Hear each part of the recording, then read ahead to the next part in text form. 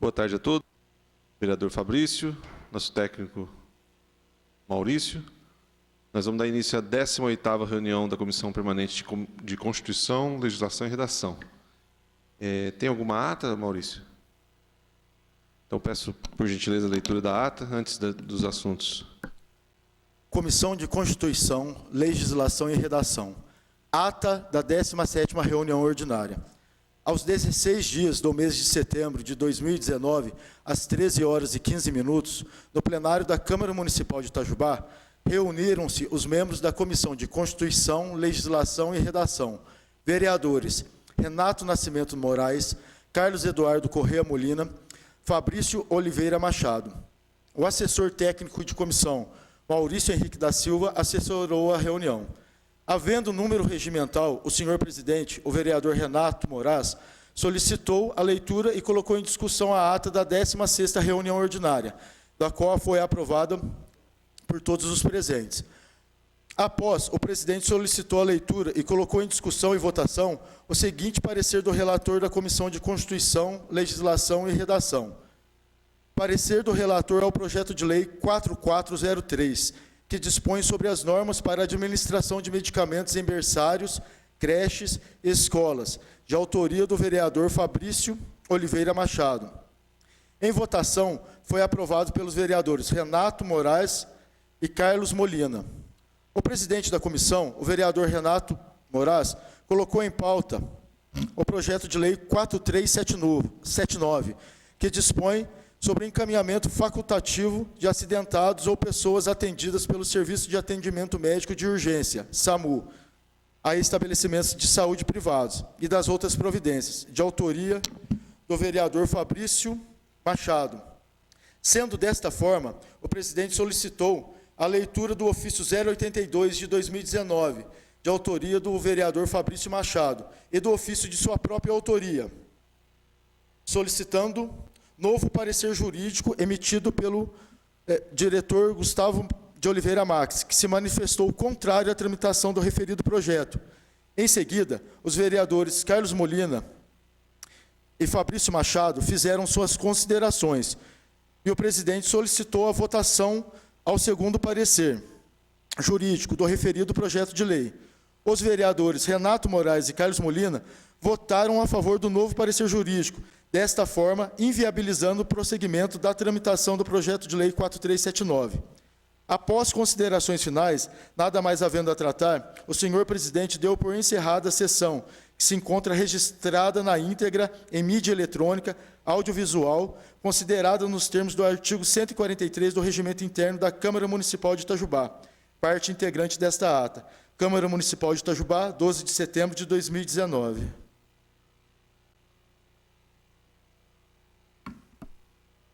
Muito bem, obrigado, Maurício.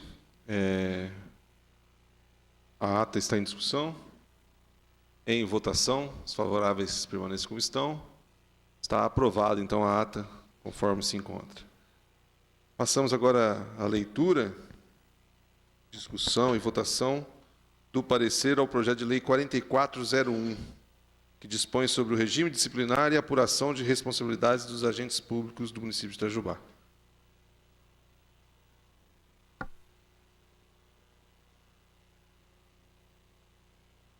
Comissão de Constituição, Legislação e Redação. Parecer do relator ao projeto de lei 4401 de 2019. Relatório. Verso o presente parecer sobre o projeto de lei 4401 de 2019, de autoria do excelentíssimo senhor prefeito municipal, Rodrigo Imar Martinez Ferreira, tendo por objeto dispor sobre o regime disciplinar e a apuração de responsabilidades dos agentes públicos do município de Itajubá. Destaca o proponente que o projeto tem como principal objetivo a modernização da legislação atual, visando dar mais celeridade e eficiência na apuração das irregularidades cometidas pelos servidores públicos. Consta da justificativa que o presente projeto de lei pretende retirar os aspectos mais relevantes sobre responsabilização do servidor da Lei Complementar número 66 de 2011, Estatuto do Servidor Público, e criar legislação própria e específica para o regime disciplinar. Isso modernizar os procedimentos legais com base nas boas práticas de gestão municipal, criando a possibilidade de elencar situações atenuantes e agravantes referentes às infrações. Modernizar a legislação que diz respeito às penas de advertência, penas de suspensão e cassação ou destituição do cargo público. Além disso, cria a Comissão Permanente Processante e consolida o rito do procedimento sumário, dentre outras inovações. Parecer do relator. Inicialmente, é oportuno mencionar que o presente projeto de lei é subdividido em capítulos, contudo, a numeração dos capítulos está equivocada, pois inicia-se em capítulo 2º, não constando assim o capítulo 1º, além de constar em outras duas ocasiões o capítulo 8º. Observe-se também que no artigo 21, a presente proposição possui parágrafos 1º e 3º, não constando assim parágrafo 2º. Já o artigo 61 possui somente um parágrafo, sendo o mesmo denominado de parágrafo 1º, e não parágrafo único, conforme o inciso 3º do artigo 10 da Lei Complementar 95/1998. No caput do artigo 30, por um equívoco de digitação, consta a palavra sessão, quando o correto seria sessão. É oportuno ressaltar que o artigo 62 do projeto de lei prevê que extinta a punibilidade e a prescrição à autoridade julgadora e determinará o registro do fato dos assentos individuais do servidor. Cumpre esclarecer que a redação do referido artigo é idêntica à redação do artigo 170 da Lei Federal, número 8.112, de 8 de dezembro de 1990, que dispõe sobre o regime jurídico dos servidores públicos civis da União, das autarquias e das fundações públicas federais. O Supremo Tribunal Federal declarou a inconstitucionalidade do referido artigo, quando o julgamento do mandado de segurança número 23.262, tendo como relator ministro José Antônio Dias Toffoli. O relator asseverou que a análise mais detida do dispositivo revela que anotações para fins de documentação é feita independente de previsão legal. De acordo com o ministro, esgotado o lapso temporal previsto na lei, antes que se delibere definitivamente sobre a culpabilidade do agente pela prática da falta disciplinar ao poder público, falece o direito de penalizar o servidor e anotar fatos apurados em uma ficha funcional, pois isso somente é possível após decisão condenatória definitiva. O ministro concluiu que o status da inocência do servidor deixa de ser presumido somente após a decisão definitiva, na seara administrativa. Ou seja, não é possível que qualquer consequência desabonadora da conduta do servidor decorrerá tão só da instauração de procedimento apuratório, sindicância ou PAD, ou da decisão que reconhece a incidência da prescrição antes da deliberação definitiva da culpabilidade. Segue a emenda dos referidos, da referida decisão. Segurança concedida com a declaração de inconstitucionalidade incidental. A Lei Orgânica do Município, em seu artigo 83, dispõe o município respeitado a disposto da Constituição Federal e na legislação pertinente ao regime jurídico, para que seus servidores, por meio da lei, que também estabelecerá respectivos direitos e deveres. Assim sendo, por determinação contida na lei orgânica, a mesma lei deverá instituir o regime jurídico de seus servidores, bem como de seus respectivos direitos e deveres. A Lei Complementar 66, que dispõe sobre o Estatuto dos Servidores Públicos da Administração Direta, das autarquias e das fundações públicas do município de Itajubá, Minas Gerais, institui regime jurídico aplicável aos servidores municipais, bem como nos artigos 68 ao 157.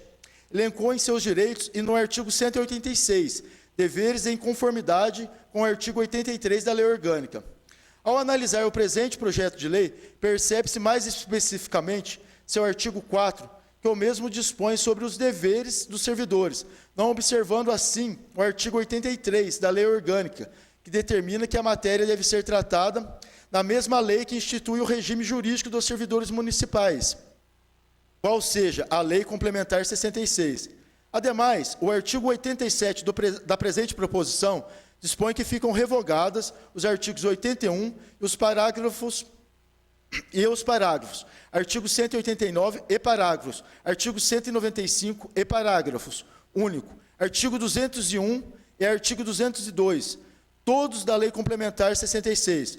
Contudo, o conteúdo do projeto de lei traz novas disposições sobre questões tratadas no artigo 186/248 da Lei Complementar 66, sem enumerar expressamente outras disposições que pretende revogar, conforme determina o artigo 9º da Lei Complementar 95 de 1998.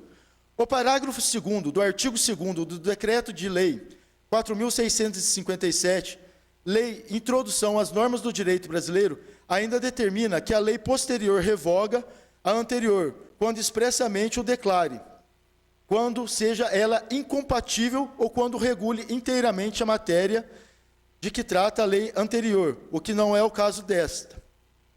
Assim sendo, a presente proposição viola, salvo melhor juízo, o princípio da integridade do objeto, previsto no artigo 4 do artigo 7º da Lei Complementar 95, de 1998, que determina que o mesmo assunto não poderá ser disciplinado por mais de uma lei, exceto quando a subsequente se destine a complementar a lei considerada básica, vinculando-se à etapa por remissão expressa. Em razão do princípio da integridade do objeto, deve-se evitar a elaboração de preposição de caráter autônomo sobre determinado tema, quando já existir a norma jurídica sobre o mesmo assunto. Nesse caso, será preferível a inclusão dos novos dispositivos nos textos das normas em vigor, por meio de diploma alterador, a fim de que o assunto permaneça disciplinado por uma única lei, evitando o surgimento de normas extravagantes e, dessa forma, garantir a segurança jurídica e jurisdicionada. Voto do relator. Diante do exposto, conforme os artigos e toda a legislação retroapontada, entendo, salvo melhor juízo, que o presente projeto de lei não observa o artigo 83 da Lei Orgânica, bem como viola o princípio da integridade do objeto, previsto no artigo 4 do artigo 7º da Lei Complementar 95, de 1998, razão pela qual opino contrariamente ao prosseguimento ao processo legislativo, ressaltando que a matéria constante na proposição deverá ser apresentada por meio do projeto de lei que altere dispositivos da Lei Complementar número 66.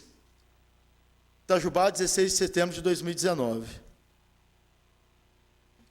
Muito bem. O parecer está em discussão.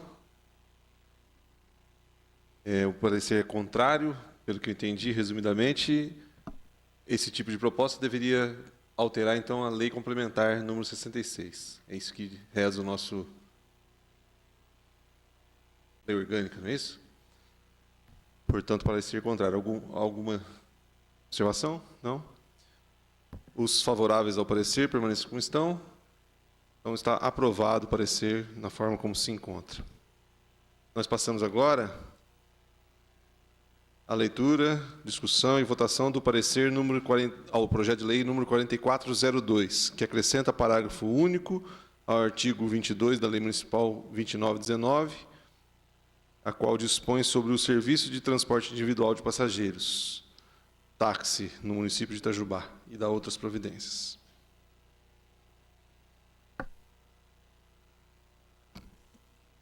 Comissão de Constituição, Legislação e Redação. Parecer do relator ao projeto de lei número 4402/2019. Verso o presente parecer sobre o projeto de lei 4402/2019, de autoria do excelentíssimo senhor vereador Renato Nascimento Moraes, tendo por objeto acrescentar o parágrafo único ao artigo 22 da Lei Municipal 2.919, de 2012, que é a lei que dispõe sobre as permissões de serviços de transporte individual de passageiros, através de automóveis de aluguel, táxis no município de Itajubá. Consta da justificativa do presente projeto de lei que, com o advento da tecnologia, as viagens agenciadas por aplicativos vêm ganhando cada vez mais usuários, e os serviços de táxi sofrendo grandes impactos com para acompanhar o avanço tecnológico e sobreviver diante da concorrência, que muitas vezes é desequilibrada. Afirma o proponente que a proposta de lei pretende, com sua aprovação, oferecer aos permissionários a possibilidade de escolher o modelo de veículo, marca e cor que lhe for mais conveniente, a fim de oferecer mais conforto aos seus clientes e atrair mais usuários para o serviço. Por fim, o autor concluiu que a padronização da frota por meio de modelo e cor de veículo é uma medida antiquada e ultrapassada e que fere a liberdade do prestador de serviço, o impedindo de usar recursos que possam atrair mais clientes. Parecer do relator. Inicialmente, é oportuno mencionar que a Constituição Federal de 1988, de forma bem clara, diz que no seu artigo 30, que compete aos municípios organizar e prestar diretamente o sub-regime de concessão ou permissão dos serviços públicos de interesse local, incluído o de transporte coletivo ou de caráter essencial, se não vejamos.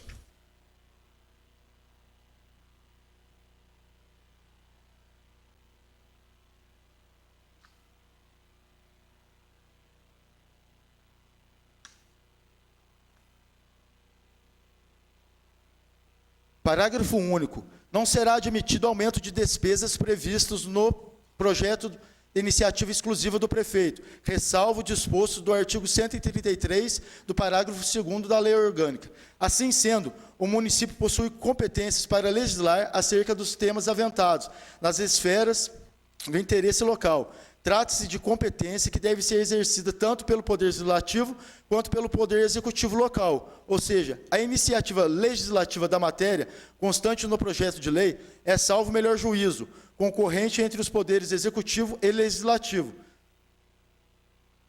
Desta forma, o regimento interno é claro em dispor que cabe ao vereador, conforme o caso em análise, a prerrogativa e a iniciativa das preposições sobre legislação do interesse e aplicação local. Voto do relator.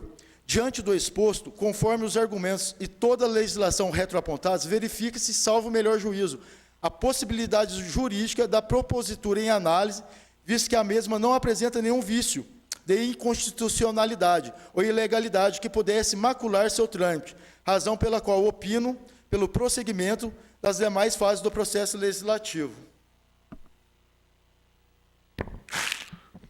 Joia. Muito obrigado, Maurício. O parecer, então, ao projeto 4402 está em discussão. Em votação. Os favoráveis permaneçam como estão. Parecer aprovado com a abstenção do vereador Renato, que é o autor do projeto. Muito bem. Nós vamos incluir na pauta de hoje, da 18ª reunião, um assunto que estava para uma reunião conjunta, porém estão impossibilitados os membros da Comissão de Saúde, Assistência e Promoção Social de estar conosco para a reunião conjunta, então nós vamos tratar o assunto separadamente. Trata-se da leitura, discussão e votação. Opa, perdão. Eu estava dizendo... Não tive tempo de... Então, nós vamos encerrar essa reunião, né, para iniciar a reunião conjunta, correto?